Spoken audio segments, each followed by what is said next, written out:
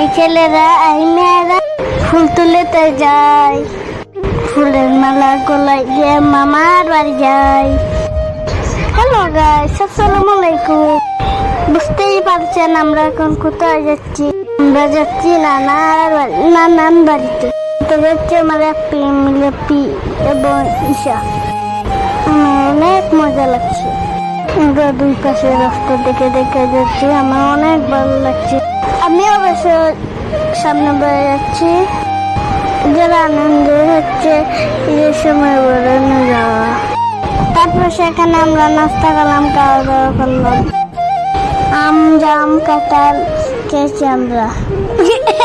আমি মাসির সাথে মারামারি করলাম। তারপর বাবার চা খেলাম। চা খাওয়া শেষে এবং বাড়ির উদ্দেশ্যে রওনা দিলাম। আজকে অনেক গরম, ওকে টাটা।